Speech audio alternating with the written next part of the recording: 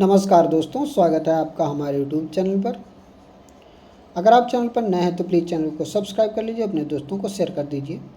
आज है प्रतिलेखन संख्या 61 और 62। ठीक है, तो चलिए डिक्टेशन शुरू करते हैं। डिक्टेशन शुरू होगी 5 सेकंड बाद।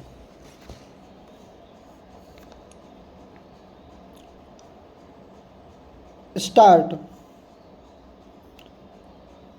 सभापति महोदय, इस समय जबकि हमें अपने नेताओं के अनुभव और बुद्धिमत्ता की आवश्यकता है, यह दुर्भाग्य की बात है कि अपने ज्येष्ठ राजनयिकों में से अत्यंत प्रमुख और लगन वाले एक राजनयिक को हमने खो दिया है।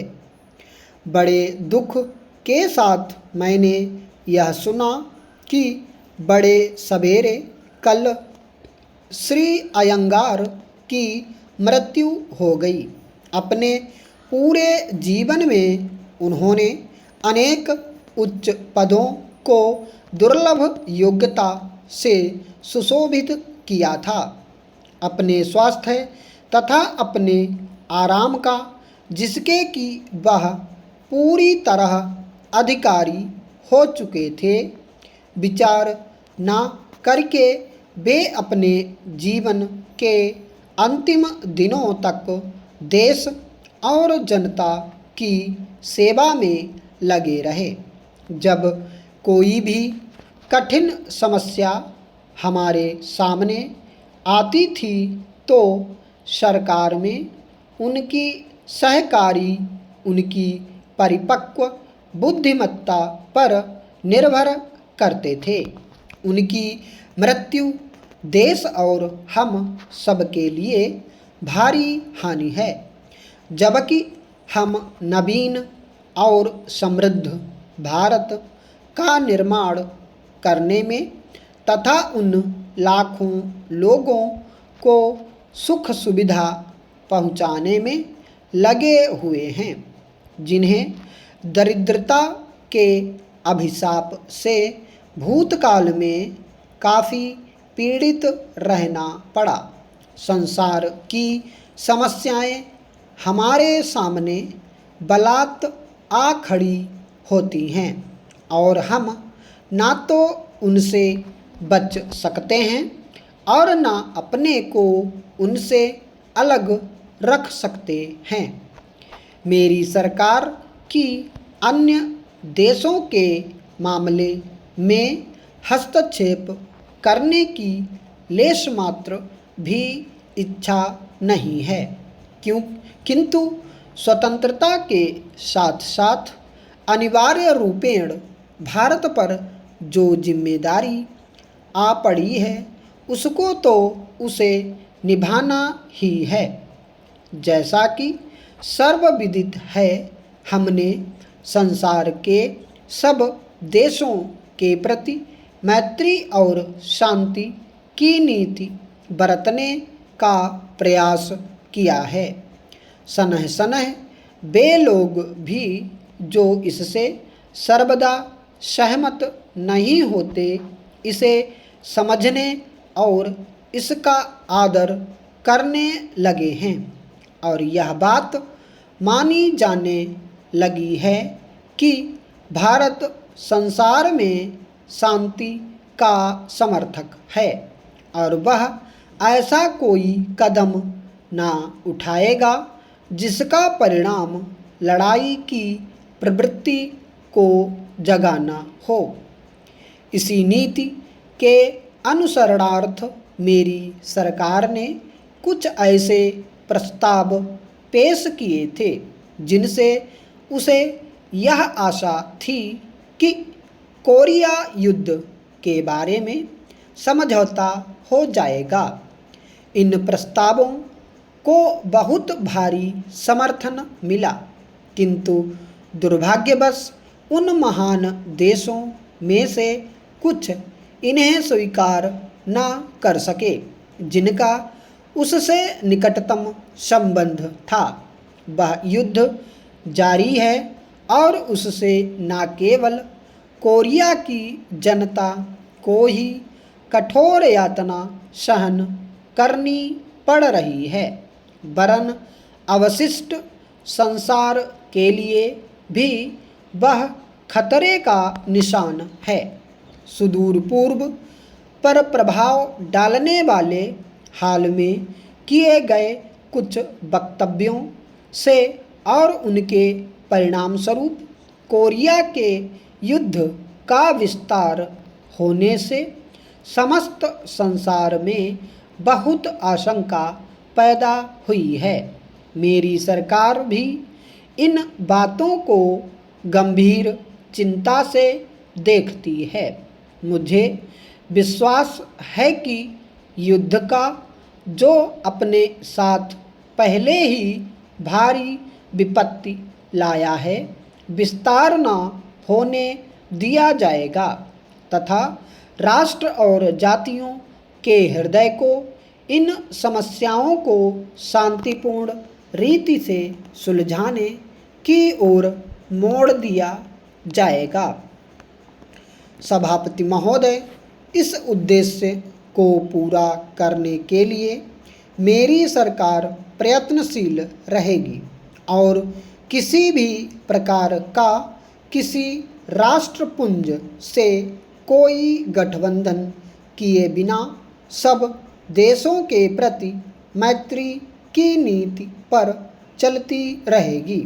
अपने देश में जिन लोकतंत्रात्मक तरीकों से हम आबद्ध हैं, उनमें समस्याओं को सुलझाने का शांतिपूर्ण तरीका निहित है।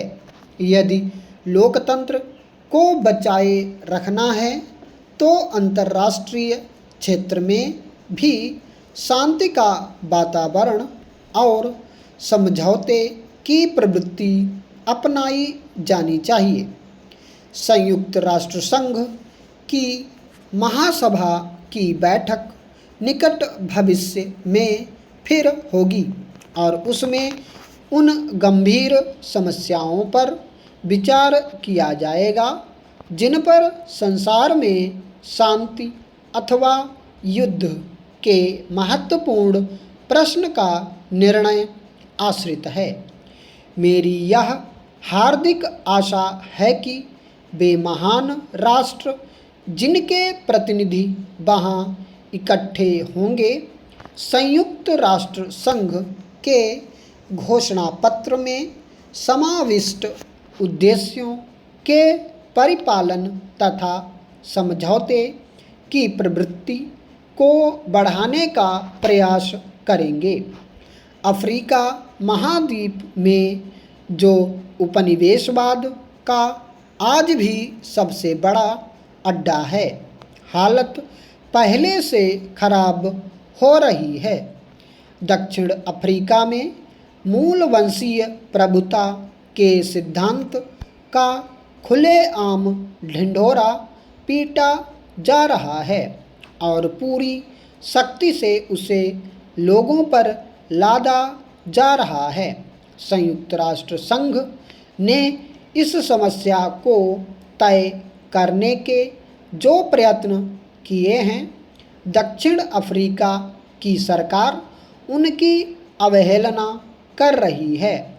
मूलवंशीय विभेद के विरुद्ध आंदोलन को जो शांति और अनुशासनपूर्ण ढंग के लिए उल्लेखनीय है, ऐसे कानूनों और सरकारी कार्यवाही द्वारा कुचलने की कोशिश की जा रही है, जो लोकतंत्रात्मक तरीकों और संयुक्त राष्ट्र संघ के घोषणा पत्र में उद्घोषित प्रयोजन की अवहेलना के लिए इससे पूर्व कभी नहीं अपनाए गए।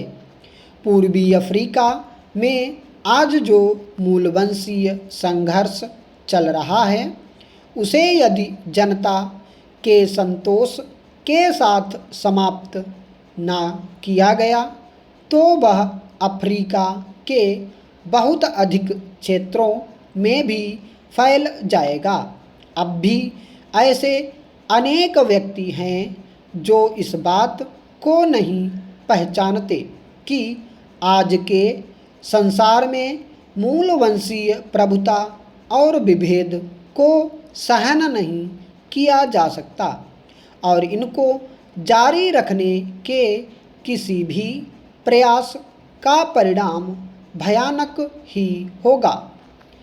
पश्चिमी और दक्षिण पूर्व एशिया के हमारे पड़ोसी देशों से हमारे संबंध घनिष्ठ और मैत्रीपूर्ण हैं और हम में पारस्परिक सहयोग की मात्रा बढ़ती जा रही है।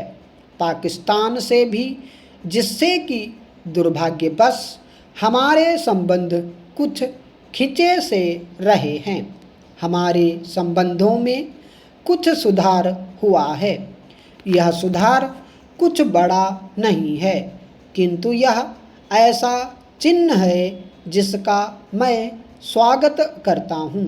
दोनों देशों के प्रतिनिधियों के बीच हाल में हुए सम्मेलन मैत्रीपूर्ण वातावरण में हुए और मुझे आशा है कि ये फलदायी सिद्ध होंगे। पारपत्र प्रणाली आरंभ किए जाने से दोनों देशों में जो उथल पुथल हुई थी वह अब शांत हो गई है और इसके कारण बहुत सी कठिनाइयाँ पैदा हुई थी, वे अब धीरे धीरे समाप्त की जा रही हैं। मुझे विश्वास है कि विश्व शांति के लिए हर एक देश प्रयत्नशील रहेगा। स्टॉप।